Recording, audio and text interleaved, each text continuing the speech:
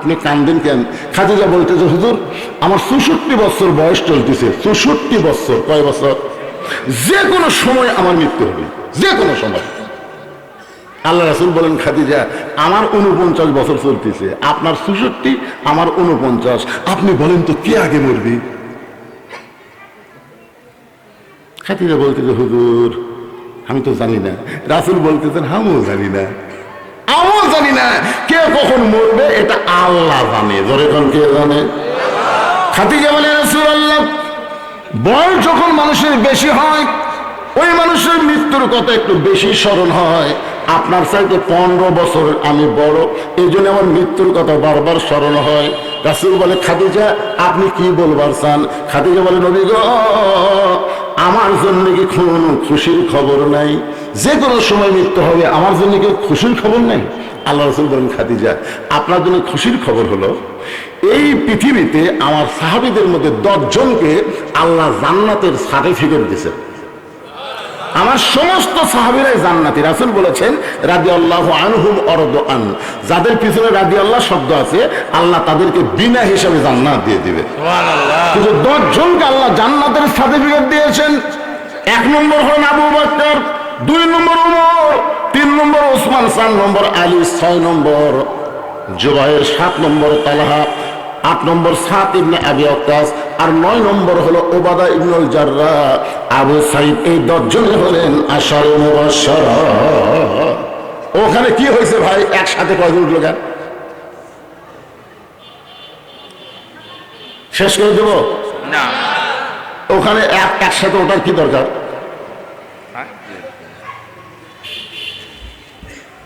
আল্লাহ রাসূল বলেন, খাদিজা শোনেন, পুরুষের মধ্যে 10 জনকে আল্লাহ জান্নাতের সার্টিফিকেট দিয়েছে, নারীদের মধ্যেও 10 জনকে আল্লাহ জান্নাতের সার্টিফিকেট দিয়েছে। খাদিজা বলে, হুজুর আমি এতদিন জানতাম পুরুষের মধ্যেই শুধু 10 জনকে দিয়েছে, নারীদের মধ্যে 10 জন। আল্লাহ রাসূল বললেন, পুরুষের মধ্যে 1 নম্বর হলো আবু বকর, আর নারীদের মধ্যে 1 নম্বর হলো খাদিজাতুল কুবরা। আপনারা বলেন তো, নারীদের মধ্যে 1 নম্বর যদি খাদিজাতুল কুবরা জান্নাতের সার্টিফিকেট পায় তাহলে কান্দার দরকার আছে? সাথে খাদিজা চোখের পানি মুছে মুচকি মুচকি হাসতেছে। আল্লাহ নবী খাদিজার কপালে একটা চুমা দিয়ে বলেন, খাদিজা এখন মনে করেন আপনি আমার বউ, আমি আপনার স্বামী, আমি কিন্তু নবী নাই, আমি আপনার স্বামী হয়ে আপনার কাছে জানতে চাই, পুরুষের মধ্যে 2 নম্বর হলো ওমর, নারীদের মধ্যে 2 নম্বর কে হলে ভালো হয়? মানে পুরুষের মধ্যে 2 নম্বর কে? 3 নম্বর ওসমান। আমি তো 10টা নামই কইলাম। তাহলে নারীদের মধ্যে 1 নম্বর খাদিজা, 2 নম্বর কে হলে ভালো হয়? খাদিজা বলতে, হুজুর আমার কাছে যদি শুনবার চান তাহলে আমার কলিজার টুকরা ফাতেমা 2 নম্বর হলে ভালো হয়। আল্লাহ রাসূল বললেন, খাদিজা আমার মাধ্যমে আল্লাহ আপনাকে 4টা মেয়ে দিছে। কয়টা? আপনারা জানেন নবীর 4টা মেয়ে জানেন? একটা মেয়ের নাম হলো জয়নাব। জয়নাবের ওয়াজ জীবনে আপনারা শুনছেন? কথা কন না কেন? বারে কথা বোঝার ভাষা বোঝার শুনছেন? আচ্ছা, রোকেয়া নবীর আর একটা মেয়ের নাম, রোকেয়ার ওয়াজ জীবনে আপনারা শুনছেন? নবীর আর একটা মেয়ের নাম হল কুলসুমা, কুলসুমার ওয়াজ কোনদিন শুনছেন? এখনকার বক্তারা ওলা মেয়ের ওয়াজই করে না, খালি একটা মেয়ের ওয়াজ, তার নাম হলো ফাতেমা। ধরে এখন কথা ঠিক কিনা? এদের সবাই কিন্তু ফাতেমা সম্পর্কে কম বেশি জানে। আল্লাহ নবী বললেন, খাদিজা আমার মাধ্যমে আল্লাহ আপনাকে 4টা মেয়ে দিয়েছে, আপনি অন্য কোনো মেয়ের নাম না বলে সরাসরি ফাতেমার কথা কেন বললেন? খাদিজা বলতেছে, ইয়া রাসূলুল্লাহ আপনি হলেন বাবা আর আমি হলাম মা, কোন সন্তান কেমন এটা বাবা জানে না, এটা জানি হলো তার মা। এখানে কিন্তু মারাত্মক ওয়াজ আছে, খুব খেয়াল করে শুনবেন। এই ছেলেরা দৌড়াদৌড়ি করতেছে, এই ছেলেরা বসতেছে না, ওদিকে যাচ্ছে ওদিকে যাচ্ছে। আপনারা বলেন তো এই ছেলেটা এমন কেন হলো? এমন কেন হলো? এটা যদি জানবার চান তার মায়ের কাছে যান। আমাকে এক ছেলে বলতে, হুজুর 11 মাস আমার খিদা কম, কিন্তু রোজার মাসে এত খিদা লাগে হুজুর, তাহলে খাবারই মন চায়, খাবারই মন চায়। রোজার মাসে সবাই রোজা থাকে কিন্তু আমি পারি না, কারণ কি? আমি বললাম তোর মা বেঁচে আছে, আছে তো মায়ের কাছে যা। হুজুর মা কিভাবে যা? আরে পাগলা যাস না কেন? ও মায়ের কাছে বলতে, তোমার রমজান মাসে আমার খিদা এত বেশি কেন? মা বলতেছে তোর দাদি সর্বনাশ করছে। তুই যখন রমজান মাসে ওর পেটক ছিলি, তোর দাদি এসে আমার কইছে, বৌমা খবরদার রোজা রাখবার পারবা না, তুমি রোজা থাকলে পেটের বাচ্চা শুকা যাবে, তাহলে তুই কি তাজা রাখার জন্য রোজার মাসে আমি খাসি রে, আমিও খাসি তুইও খাসি। এই জন্য একটা নেপোলিয়ান বলেছে, ভালো একটা সন্তান যদি চাও, ভালো একটা বাপের দরকার না মায়ের দরকার? জোরে বলেন কিসের দরকার? আমার মায়েরা যারা পর্দার অন্তর আছেন শোনেন, আপনারা যদি ভালো হন, আপনাদের পেট থেকে আব্দুল কাদের জিলানী বের হবে। আপনি যদি ভালো হন, মা যদি ভালো হয়, সন্তান আল্লাহর ওলি হয়। খাদিজা বলতেছে, হুজুর আপনি বাপ তো, আপনি বুঝবেন না। আমার পেটের মধ্যে ফাতেমা যখন ছিল, ওই আল্লাহর শপথ করে বলতেছি, আমার পেটের মধ্যে সন্তান আছে। আমি খাদিজা কোনোদিন বুঝতে পারি নাই। এই ফাতেমা যখন প্রসব হলো, আমি তখন কোনো ব্যথা অনুভব করি নাই। আমি তাকাই দেখি ফাতেমা তার দুইটা হাত দিয়া নিজের ইজ্জত ঢেকে দুনিয়াতে এসেছে। আমি মা হইয়াও কোনোদিন ফাতেমার ইজ্জত নিজের চোখে দেখতে পারি নাই। ওগো আল্লাহর নবী, আমাকে আল্লাহ 1 নম্বর জান্নাতের সার্টিফিকেট দিয়েছে। 2 নম্বরে যেন আমার ফাতেমার নাম থাকে, 3 নম্বর কুলসুমা থাক, জয়নাব থাক, রোকেয়া থাক, আমার কোনো আপত্তি নেই। কিন্তু আমার পরে যে মেয়েটা, তার নাম যেন ফাতেমা হয়। সঙ্গে সঙ্গে নবী আমার খাদিজার কপালে চুমা দিয়ে বললেন, খাদিজা আপনার ফাতেমা তো জান্নাতি নয়, আপনার ফাতেমা তো জান্নাতি নয়, আপনার ফাতেমা তো জান্নাতি নয়। খাদিজা বলে, রাসূলুল্লাহ ফাতেমা যদি জান্নাতি না হয় তাহলে ফাতেমার খবর কি? রাসূল বললেন, জান্নাতি নারীদের নেত্রী। আপনারা বলেন তো, খাদিজা কি এটা শুনবার চাচ্ছিল? খাদিজা কয় নম্বর শুনবার চাচ্ছে? কথা কয় না, এখন কয় নম্বর? কিন্তু রাসূল যে কথা কথা, খাদিজা মন ভার করে বলতেছে, হুজুর কেউ যখন জানে না তাহলে পাল্টান। রাসূলকে কি পাল্টাবো? বলে, আমি হব জান্নাতের এদের নেত্রী, আর ফাতেমা হবে 1 নম্বর জান্নাতি। আল্লাহ রাসূল বললেন, আপনারা তো মা আর মেয়ে, অসুবিধা কি? হুজুর আপনি পুরুষ মানুষ বুঝবেন না, মেয়ে মানুষ কোনোদিন কারো তলে থাকতে চাই না। যখন হাসিনা ছিল খালেদার তলে থসে, খালেদা যখন যাবি হাসিনা তখন তলে থবি। জোরে কোন কথা ঠিক কিনা? এই মেয়েদের মধ্যে দেখবেন বউ শাশুড়ির যুদ্ধ আছে, কিন্তু জামাই শ্বশুরের যুদ্ধ কোনো সিনেমার নাই। বউ শাশুড়ির যুদ্ধ আছে। একটা বাড়ির বেটার বউ গেলে ওই সেদিন থেকে বাড়ির করতে হবে, শাশুড়ির দাম দিবি না, শাশুড়ি তো বেটার বউয়ের কোনো সুযোগ নাই আমি থাকতে। জোরে কোন কথা ঠিক কিনা? ওরাই মারামারি লাগবে। আল্লাহ রাসূল বললেন, খাদিজা দেওয়ার মালিক হচ্ছে আল্লাহ, আমি হলাম বন্টনকারী। কে কি পাবে সেইটা দেওয়ার মালিক কে? আরো জোরে বলেন, আমি হলাম বন্টনকারী।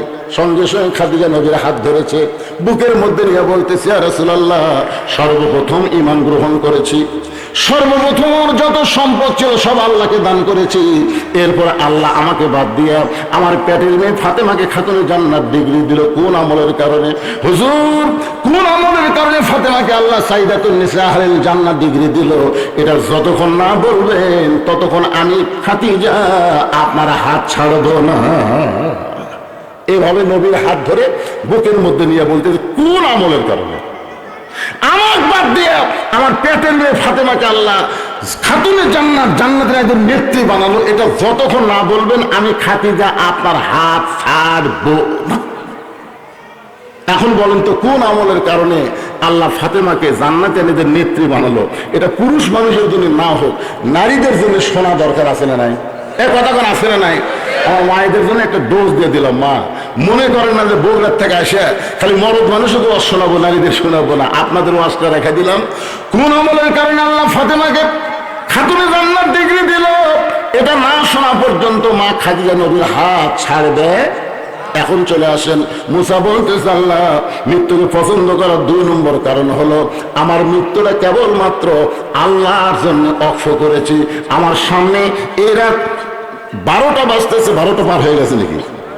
রাত 12টার সময় কারা কারা আল্লাহর জন্য নিজের জীবন দিতে প্রস্তুত? 2 হাত তুলে আমার আল্লাহকে দেখান। যারা যারা আল্লাহর জন্য জীবন দেবে টান টান করে তোলা যেন মরা তো লাগবেই রে। হাত নামান। মাশাআল্লাহ, যারা হাত তুলেছেন আল্লাহর জন্য মরবার চাই। এই বিশ্বাস যদি করি বলি, ভারতের বাঘেরও ক্ষমতা নাই বাংলাদেশের 1 ইঞ্চি জায়গার মধ্যে ঢুকতে পারে। জোরে করে কথা ঠিক। আপনারা জানেন হিন্দুদের পাওয়ারকে জানেন? আমি কাজীপুর পৌরসভার মধ্যে আমার গাড়ি রেখে যমুনার ওই পার, মাছ না বাড়ি আমার মাহফিল যমুনার ওই পার। তবে কি বলতে যে হুজুর নৌকা যাওয়া লাগবে। আমি মাহফিল কমিটিকে বললাম, ভাই যেমন তেমন নৌকা হলে কিন্তু হবে না, বড় সড়ো একটা নৌকা লাগবে। বড় সড়ো একটা নৌকা নিয়ে আসে, 100 যাত্রী নৌকায় বসে আছে। আমাকে নৌকার মাঝখানে বিছনা করে দিল। আমি নৌকার মাঝখানে বসে যাচ্ছি। যাওয়ার সময় যখন যমুনার মাঝখানে হঠাৎ আসমানে কালো মেঘ করে বাতাস শুরু হচ্ছে, হঠাৎ। আচ্ছা, নৌকা যখন নদীর মাঝখানে, এমন সময় যখন বাতাস শুরু হচ্ছে, মুসলমানেরা কেউ কিছু বলতেছে না, খালি মেঘের দিকে তাকা আছে। কিন্তু ওই নৌকার মধ্যে 2টা হিন্দু আছিল। ওই 2 হিন্দু আমার কাছে এসে বলতেছে, হুজুর কিছু করেন। আমি চমকে ওঠে বললাম, কে রে ভাই, তোমাকে সাই চরিত্র চেহারায় দেখা যায় তোমরা হিন্দু, তো কি করবো? হুজুর আমরা বাড়ি হলো মুসলমান পাড়ায়, মুসলমান পাড়ায় হলো আমাদের বাড়ি, আমরা হিন্দু হলো আমাদের বাড়ি হলো মুসলমান পাড়া। এরকম যখন আসমানে কালো মেঘ করে বাতাস ওঠে, তখন মুয়াজ্জিন আযান দেয়। হুজুর একবার আযান দিলে কমই, 2বার দিলে ভালো হয়, আযান দেয়। আমি তখন এক হিন্দুর হাত ধরে বললাম, তোর কি ভগবানের খবর কি? আপনি দেখি আমাদের ভগবানের খবর হলো আমরাই পূজা করি, আবার আমরাই লাগতে, আমাকে ধর্মই না, দেন আযান। আমি তখন বললাম, রে ঠেলার তলেও তোরাও আল্লাহ কর, জোরে কর কথা, ঠিক কিনা? মরা লাগবেই ভাইজান, যতই চেষ্টা করেন বাঁচতে পারবেন না। আল্লাহর জন্য যারা মরার জন্য হাত তুলেছেন, তাদেরকে যদি আল্লাহ কবুল করে, আপনি কি মরবেন? আপনি কি মরবেন? আবু সাইদ, রংপুরে আবু সাইদ মরছে। আমার গ্রামে এক ছেলে, আমার সম্পর্কে ভাই হয়, বলতেছে, হুজুর আপনি তো বড় মাওলানা, আমার একটা ছেলে হয়েছে, একটা ভালো নাম রাখেন তো। তাই বললাম, তোমার ছেলের নাম রাখো আবু সাইদ। আবু সাইদ রাখো।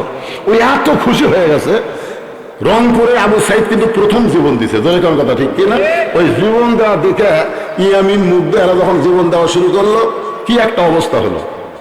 তো ছেলেটার নামে আবু সাইদ রাখছে, ঘর থেকে 500 টাকা দিল। আমি খুবই খুশি হলাম। যাক, এখন গ্রামের মধ্যে সবাই বলে, ওই যে আবু সাইদের বাপ যাচ্ছে, সবাই বলে আবু সাইদের বাপ। আবু সাইদ আমার এক খালা, গ্রাম সম্পর্কে, এখন থাকে শহরে। আমাকে বলতেছে, বহু তদবির করে তোর খালা তো বোনের একটা মেয়ে হচ্ছে, বাবা তুই হুজুর মানুষ, একটা ভালো নাম তো। তাই বললাম, খালা হাসিনা থম। যেই করছি হাসিনা, খালা মোবাইলে খালি গদগদ করতেছে, গদগদ। এই তুই আলেম না জালেম? এই তুই বললাম একটা ভালো নাম তো, আর তুই খুনি হাসিনার নাম বলিস। আমি চিন্তা করে দেখলাম, হাসিনা বেঁচে থাকতেই তার নাম সহ্য হচ্ছে না, আর আবু সাইদ মারা গেছে, তারপরও তার নাম অন্তরে রেখেছে। ধরে গেল কথা, ঠিক কিনা? এই জন্য আল্লাহর জন্য যারা জীবন দিবে, আল্লাহ বলেছেন, বাল আহইয়াউ ওয়ালাকিন লা তাশউরুন, তোমরা তাদেরকে মৃত্যু বলো না, আমি আল্লাহ বলতেছি তারা অমর। একটা দৃষ্টান্ত দিচ্ছি আপনাদের কাছে। আপনার বলেন তো, হোসাইন মারা গেছে না ইয়াজিদ মারা গেছে? ইয়াজিদ মারা গেছে। এই দেখেন ডাক্তার সাহেব আগেই বলছে, গোল্ডেন এ প্লাস। আপনাদের এলাকার মধ্যে, আপনাদের এলাকার মধ্যে খুঁজে দেখেন তো, ইয়াজিদ নামে একটা মানুষ পাবেন, কিন্তু হোসাইন। তার মানে আল্লাহর জন্য যারা জীবন দেয়, তারা মৃত্যুবরণ করে না। মুসা বলতেছে, আল্লাহ আমার মৃত্যুকে পছন্দ করার 2 নম্বর কারণ হলো, আমার মৃত্যুটা কেবলমাত্র আপনার জন্যই আমি ওয়াকফ করেছি। আল্লাহ বলে, মুসা রে তুই বড় চালাক, জোরে কান্না সুবহানাল্লাহ। মুসা মৃত্যুকে পছন্দ করার 3 নম্বর কারণ কি? মুসা কোন মৃত্যুকে পছন্দ করার 3 নম্বর কারণ বলবে, আপনারা কি শুনবেন? আমার চুক্তি কিন্তু, আমার ওয়াজের চুক্তি হচ্ছে রাত 12টা পর্যন্ত, 10ই ডিসেম্বর। আমি সেই চুক্তির উপর দাওয়াত দিছি। এখানে এশার নামাজের আগে আছি, আমি কিন্তু এশার নামাজের আগে আছি। আমাকে ইচ্ছা করলে এনারা 10টায় তুলে দিতে পারতেন, একটানা 2 ঘন্টা ওয়াজ করে 12টায় মোনাজাত করতাম, কিন্তু আমাকে তুলে দিতে দেরি হয়েছে। আমার চুক্তি শেষ, যেই তারিখে দাওয়াত দিয়েছে ওই তারিখ আমার শেষ। এখন ওভার ডিউটি চলতেছে। ওভার ডিউটি কথা না, কি ডিউটি? এই ওভার ডিউটি করার সময় ওটা বসা করলেই মোনাজাত। এখন কারা কারা উত্তর চিন্তা করেন। মৃত্যুকে পছন্দ করার 2 কারণ হয়ে গেছে রে, আর একটা কারণ বাকি আছে। জোরে কোন কথা, ঠিক কিনা? এক কারণ বলতে কি সারা রাত লাগবে নাকি? আর খাদিজা আল্লাহ নবীর হাত ধরে আছে যতক্ষণ